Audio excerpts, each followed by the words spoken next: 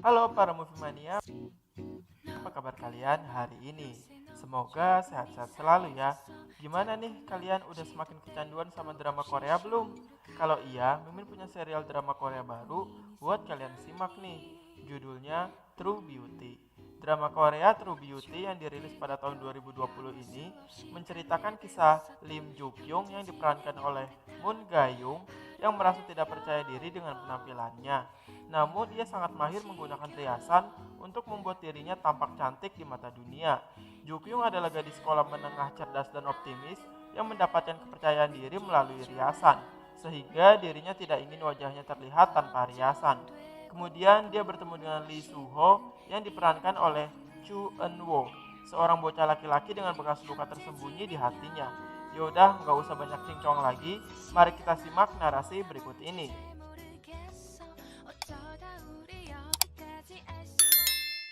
Di awal film, kita langsung diajak untuk menyimak kehidupan masa kecil Im Joo Kyung. Sedari kecil bahkan bayi, Im Joo Kyung rupanya sudah menjadi bahan olok-olokan orang di sekitarnya, termasuk para saudara-saudaranya sendiri, karena wajahnya yang tidak begitu bagus, atau bahasa halusnya tuh jel, yaitu bahasa halusnya. Nggak tahu deng. Lanjut, karena keadaannya itu, sedari kecil Jo Kyung berusaha untuk berubah tampil menjadi cantik dengan cara berubah menjadi tokoh karakter yang ia lihat di dalam film animasi. Namun usahanya itu malah mendapat ejekan dari teman-temannya. Jo Kyung pun sedih dan menganggap dirinya terlahir dalam sebuah kutukan. Itu semua karena sebuah komik yang ia baca. Lalu kini kita melompati waktu ke masa Jo Kyung remaja, tepatnya di masa Jo Kyung SMA. Di SMA, seluruh gadis remaja di sekolah sangat tergila-gila dengan riasan wajah. Mereka semua selalu bersenang-senang dengan bermake up. Namun tidak dengan Jukyung. Alih-alih berusaha tampil dengan cantik dan ikut merias wajah, Jukyung justru lebih suka membaca komik horor dan mendengarkan musik metal. Sepertinya Jukyung sudah pasrah dengan keadaan dirinya. Selain itu, di sekolah Jukyung dipanggil dengan sebutan Mandu oleh para anak-anak hits yang hobi berdandan tersebut. Dan juga Jukyung selalu disuruh-suruh oleh mereka. Saat disuruh pergi ke kantin untuk membeli makanan, Jukyung rupanya selalu ingin bertemu dengan salah satu pegawai kantin yang bernama Hyun Bin. Dan rupanya Hyun Bin ini memang orang yang sedikit aneh dan memiliki selera musik yang sama dengan Jukyung. Hal ini membuat Jukyung deg-degan saat berada di dekat Hyun Bin. Saat jam makan siang, Jukyung mengajak Hyun Bin untuk bertemu di esok hari. Hyun Bin pun menyetujui ajakan Jukyung. Dari kejauhan, kelompok anak hits melihat Jukyung dan Hyun Bin dan menganggap bahwa mereka cocok karena sama-sama orang aneh. Pada malam harinya, Jukyung kini terlihat sangat sibuk dan sedang membuat kue. Karena seharian berada di dapur, Jukyung jadi dimarahi oleh ibunya dan memperingati Jukyung agar lebih baik belajar karena nilai sekolahnya yang begitu buruk. Namun Jukyung tidak mau mendengarkan ibunya dan pergi begitu saja. Selain Jukyung, rupanya dalam keluarga Jukyung memiliki satu saudara laki-laki dan satu saudara perempuan. Kini kita diperlihatkan dengan suasana kamar Jukyung yang dipenuhi dengan atribut band-band metal. Karena seperti yang kita ketahui sebelumnya, Jukyung adalah penggemar musik metal. Selain kue, Jukyung juga rupanya memberikan sepasang tiket konser band metal ke dalam kotak tersebut. Rupanya kotak itu akan ia berikan kepada Hyun Bin di esok hari. Dan saat sedang bertingkah gila karena perasaannya terhadap Hyun Bin, tiba-tiba adik Jukyung masuk dan melihat kelakuan Jukyung dan membuat Jukyung jadi malu sendiri. Keesokan harinya, Jukyung yang membawa kotak kue, kini ia pergi ke sekolah dengan menaiki sebuah bus. Di sepanjang perjalanan, Jukyung berdesak-desakan dengan anak-anak lainnya. Namun dengan sekuat tenaga, ia melindungi kotaknya agar tidak rusak. Namun di tengah perjalanan, Semi yang merupakan anak paling hits dan cantik di sekolahan, tiba-tiba naik ke bus tersebut dan membuat seluruh anak-anak lain minggir untuk memberikan ruang kepada Semi. Karena kejadian itu, Jukyung jadi semakin terhimpit di dalam bus. Namun beruntung hal itu tidak membuat kue Jukyung jadi rusak. Di sekolahan, Jukyung tiba-tiba ditabrak oleh Semi dan Jukyung yang refleks pun segera pergi untuk membelikan makanan kepada kelompok Semi. Namun Jukyung meninggalkan kotak kuenya di dalam kelas. Semi yang melihat kotak itu pun langsung segera membuka kotak tersebut dan mengacak-ngacaknya dan mengetahui bahwa rupanya Jukyung akan mengungkapkan perasaannya kepada Hyun Bin. Semi yang mengetahui hal itu pun segera pergi menemui Hyun Bin bersama kelompoknya. Kemudian Semi merayu Hyun Bin agar tidak menerima cinta Jukyung dan memintanya agar tidak bersikap terlalu ramah kepada Jukyung. Hyun Bin yang ternyata suka kepada Semi pun juga akhirnya menuruti semua permintaan Semi. Sedangkan di salon milik ibunya Jukyung, tiba-tiba sekelompok orang tak dikenal mendatangi salon tersebut dan mencari ibunya Jukyung. Dan kini tibalah di saat Jukyung mengungkapkan perasaannya kepada Hyunbin. Hyunbin yang sudah termakan bujuk rayu Semi pun akhirnya menolak Jukyung dengan cara yang sangat kasar dan bahkan melempar kue buatan Jukyung dan meninggalkannya. Jukyung pun sedih dan kaget bukan main karena selama ini dia mengira bahwa Hyunbin juga suka kepada dirinya dan tak mengira akan jadi seperti ini. Dan rupanya kejadian itu direkam oleh kelompok Semi dan dengan jahatnya mereka meledek Jukyung yang sedang patah hati. Jukyung yang marah pun kini mulai berani mendorong Semi. Akan tetapi seorang laki-laki kelompok itu membela Semi dan mendorongnya hingga terjatuh. Tak sampai situ saja, dia juga menumpahkan kue tadi tepat di atas kepala Jukyung. Jukyung pun menangis, namun kelompok Semi tidak memperdulikannya dan terus saja menghinanya hingga Jukyung pergi. Dan kini video Jukyung yang ditolak oleh Hyunbin pun tersebar di internet. Jukyung yang mengetahui hal itu jadi sedih bukan main dan menangis di sepanjang perjalanan pulang. Duh, sedih banget asli.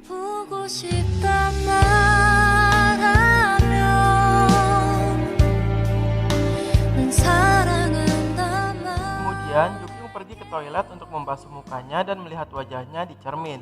Jukyung mengingat semua hinaan yang terlontar kepada dirinya, baik dari Hyunbin maupun dari kelompok Semi. Jukyung teringat saat di kelas, ketika semua anak-anak di sekolahan mengejeknya dan menghina dirinya. Dan mereka memutar video Jukyung yang ditolak oleh Hyunbin di dalam kelas untuk jadi bahan olok-olokan. Mengingat hal itu, Jukyung jadi sedih bukan main. Jukyung yang sedih pun putus asa kemudian pergi ke atap gedung dan berdiri di tepi gedung. Dan saat akan melompat, tiba-tiba Jukyung mengurungkan niatnya karena melihat sebuah iklan tentang kematian seorang artis yang melakukan bundir. Jukyung rupanya tidak mau berakhir tragis seperti itu dan membatalkan niatnya. Tiba-tiba seorang laki-laki tampan menariknya untuk menyelamatkan Jukyung. Akan tetapi Jukyung tidak bisa melihat wajah laki-laki tersebut dengan jelas karena saat dirinya ditarik, kacamata Jukyung terlepas. Laki-laki tersebut pun kemudian memarahi dan menasihati tindakan bodoh Jukyung tersebut. Jukyung pun terkesima dengan ucapan laki-laki tersebut dan kemudian orang itu pergi meninggalkannya. Akan tetapi karena kacamata Jukyung terjatuh dan hilang, Jukyung jadi kesulitan saat menuruni tangga dan terjatuh. Namun laki-laki tersebut kembali lagi dan membantu Jukyung dan bahkan menggendong Jukyung menuruni tangga. Saat digendong, Jukyung bertanya pada orang tersebut kenapa dia berada di atap gedung, apa yang ingin dia lakukan sebenarnya. Namun laki-laki itu tidak mau menjawabnya. Sesampainya di bawah, laki-laki tersebut mengantarkan Jukyung sampai ke dalam taksi. Dan Jukyung pun berterima kasih dan memanggil laki-laki tersebut dengan sebutan paman. Karena Jukyung tidak bisa melihat orang itu dengan jelas dan kemudian pulang. Saat di dalam taksi, Jukyung jadi teringat pesan suara yang telah ia sampaikan kepada ibunya sebelum dirinya berniat untuk bundir. Mengingat hal itu pun Jukyung jadi khawatir kepada ibunya dan mencoba menelpon ibunya, namun terus tidak diangkat. Dan ternyata ibu Jukyung tidak mengangkatnya karena di rumah saat ini ibu Jukyung sedang bertengkar dengan ayah Jukyung. Karena ayah Jukyung baru saja kehilangan uang yang sangat besar akibat sebuah investasi bodong. Hal ini sangat menyebabkan istrinya marah besar karena harus kehilangan uang yang sangat banyak. Padahal uang itu seharusnya bisa digunakan untuk membayar sewa dan lain-lain. Seperti biasa, ini adalah scene komedi dan sangat lucu. Sesampainya di rumah, laki-laki asing tadi rupanya mengalami sedikit luka di sikunya. Dan laki-laki tersebut teringat sosok saudaranya yang juga meninggal karena bundir saat melihat sosok Jukyung berdiri di tepi atap gedung. Sesampainya di rumah, Jukyung mendapati ibunya sedang menangis dan Jukyung pun mengira kalau ibunya membuka pesan suara yang ia sampaikan tadi. Padahal ibunya menangis gara-gara kehilangan uang yang sangat banyak. Jukyung pun jadi ikut menangis, padahal mereka menangisi dua hal yang berbeda. Pokoknya ini tuh scene komedi dan lucu banget, asli. Susah buat nyeritainnya. Kita skip aja ya. Lanjut. Di kamar, Jukyung yang sedih kini jadi berpikir bahwa dia ingin putus sekolah. Apalagi karena satu-satunya orang yang ia anggap sebagai teman di sekolah pun juga mengkhianati dirinya. Ibu Jukyung yang stres kemudian pergi ke sebuah warung, ditemani dengan kakak Jukyung untuk minum-minum menghilangkan stres. Di sana, ibu Jukyung berencana untuk menjual rumahnya demi melunasi hutang. Akan tetapi ditolak oleh kakak Jukyung dan bilang bahwa dia yang akan melunasi hutangnya. Namun tetap saja ibu Jukyung ingin tetap bertanggung jawab atas kesalahan suaminya tersebut. Sedangkan ayah Jukyung kini tidur di salon istrinya karena dia telah diusir dari rumah. Saat di kamar, Jukyung mendapat pesan dari teman-temannya dan memberikan semangat kepada Jukyung. Hingga pada akhirnya salah satu teman Jukyung menyarankan Jukyung untuk berdandan agar dirinya tampil lebih baik. Dan Jukyung pun kemudian menonton sebuah tutorial make up dan terkesima. Keesokan harinya Jukyung yang baru pertama kali melakukan riasan wajah rupanya malah membuat dirinya tampak sangat aneh. dan lagi-lagi jadi bahan tertawaan anak-anak di sekolah. Dan Jukyung pun kembali bersedih. Dan saat pulang sekolah, Jukyung membuat kaget ibunya karena dandanan wajahnya yang begitu menyeramkan tersebut. Kemudian ibunya pun memarahi Jukyung dan menyuruhnya untuk menghapus riasan tersebut. Lalu Jukyung meminta kepada ibunya untuk pindah sekolah karena ia tak sanggup lagi terus-terusan dirundung oleh teman-temannya. Ibu Jukyung pun menyanggupi permintaan Jukyung karena bertepatan dengan keluarga mereka yang akan pindah ke rumah lama karena rumah yang kini mereka tempati akan dijual demi melunasi hutang. Jukyung pun sangat senang mendengar keputusan tersebut. Kemudian adik Jukyung pulang dan dia sama terkejutnya ketika melihat Jukyung. Di kamar, Jukyung tersadar bahwa riasannya memang masih jelek. Oleh karena itu, ia kembali belajar merias wajah dan menonton lebih banyak tutorial. Bahkan kini Jukyung membuka uang tabungannya untuk membeli banyak peralatan make up. Meskipun begitu, Jukyung tetap saja belum bisa berdandan dengan sempurna. Namun Jukyung tidak menyerah dan terus belajar. Dan berkat ketekunannya, Jukyung kini sedikit demi sedikit mengalami perubahan. Dan dia senang akan perubahan tersebut. Dirinya pun merasa seperti terlahir kembali. Kini kita diperlihatkan kembali dengan pria yang tempo hari menyelamatkan Jukyung. Rupanya dia juga merupakan seorang penggemar komik yang sama dengan Jukyung. Tapi pria tersebut marah kepada pemilik toko karena komik tersebut rusak di halaman pertama. Namun sang pemilik toko mengatakan bahwa sepertinya komik tersebut rusak oleh orang yang menyewa komik itu sebelumnya. Pria itu pun pergi dari toko tersebut. Kini keluarga Jukyung telah pindah ke rumah lama mereka. Dan kini di hari pertama Jukyung menghadapi sekolah baru, Jukyung pun terus-menerus berlatih merias wajahnya. Dan ternyata kemampuan rias Jukyung kini telah sempurna dan membuat keluarganya bahkan terkesima. Dan di sekolah baru, Jukyung kini telah berubah menjadi sosok baru yang sangat cantik dan membuat semua anak-anak di sana terkesima oleh dirinya. Dan saat Jukyung sedang di ruang guru untuk mendaftar, Jukyung bertemu dengan pria yang tempo hari menyelamatkannya tersebut. Namun Jukyung tidak mengenalinya karena pada saat itu Jukyung tidak bisa melihat wajah pria tersebut. Kini Jukyung terkesima dengan pria tersebut karena dia sangatlah tampan. Namun Jukyung sedikit mengenali suara pria tersebut dan merasa sangat familiar dengan suara itu. Rupanya pria itu bernama Suho, dan kemudian Suho diminta oleh guru untuk mengantarkan Jukyung yang merupakan anak baru ke kelasnya. Saat di perjalanan, wajah Jukyung tak sengaja menabrak punggung Suho, dan hal itu membuat bedak Jukyung menempel di seragam Suho. Dan saat di kelas, Suho yang mengetahui seragamnya kotor karena Jukyung pun jadi marah dan melempar seragamnya kepada Jukyung. Kemudian kini Jukyung pun diperkenalkan kepada teman-temannya di dalam kelas barunya. Semua anak-anak senang dengan kehadiran Jukyung, kecuali satu orang, yaitu Suho yang rupanya juga satu kelas bersamanya. Pak guru menyuruh Jukyung untuk duduk di sebelah Suho. Akan tetapi Jukyung menolak dan beralasan kalau penglihatannya buruk. Dan akhirnya dia pun duduk di tengah-tengah kelas.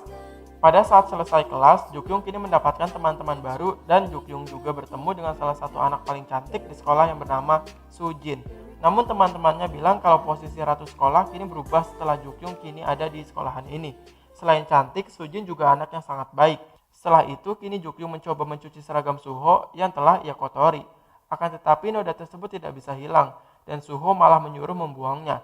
Teman-teman baru Jukyung yang melihat hal itu pun segera menghampiri Jukyung dan bertanya. Kemudian teman-teman Jukyung pun mengajak Jukyung untuk makan bersama. Seusai makan, mereka pergi ke tempat bermain. Kini mereka benar-benar sangat akrab. Sementara Suho, kini ia sedang berlatih judo. Rupanya selain tampan dan pintar, Suho juga merupakan seorang atlet judo. Di rumah, kini Jukyung sangat senang dengan kehidupan barunya, yang kini ia dikelilingi oleh teman-teman yang begitu baik kepada dirinya. Bahkan kini Jukyung berani untuk membuat akun sosial media untuk pertama kali dalam hidupnya. Namun tiba-tiba adik Jukyung memfoto dirinya yang sedang tanpa make up dan mengancam akan menyebarkan fotonya. Jukyung pun mengejar-ngejar adiknya tersebut sampai pada akhirnya adik Jukyung meminta untuk membuat perjanjian dengan Jukyung. Rupanya adik Jukyung meminta untuk dibelikan komik baru dan juga makanan agar dia tidak menyebarkan foto Jukyung. Jukyung pun setuju. Sementara Suho yang kini dalam perjalanan pulang tiba-tiba teringat dengan gadis yang ia selamatkan tempo hari. Suho rupanya tidak sadar bahwa gadis yang ia selamatkan adalah Jukyung yang kini menjadi teman sekelasnya. Sementara Jukyung yang kini sedang berjalan menuju toko komik tiba-tiba mendapatkan banyak notifikasi di sosial medianya yang penuh berisi dengan pujian. Sesampainya di toko komik, sang pemilik toko rupanya masih mengenali sosok Jukyung karena dia adalah pelanggan toko tersebut dulu. Saat berada di toko komik, Jukyung tiba-tiba bertemu dengan Suho yang rupanya juga pergi ke toko tersebut dan mereka rebutan buku komik yang sama tanpa sadar. Hingga akhirnya Jukyung yang kini sedang tanpa riasan pun sadar dan kaget bukan main. Dan film pun bersambung. Hayo lo, kira-kira bakal ketahuan gak ya identitas Jukjung di hadapan Suho? Kita tunggu episode selanjutnya ya. Terima kasih sudah menonton dan sampai jumpa.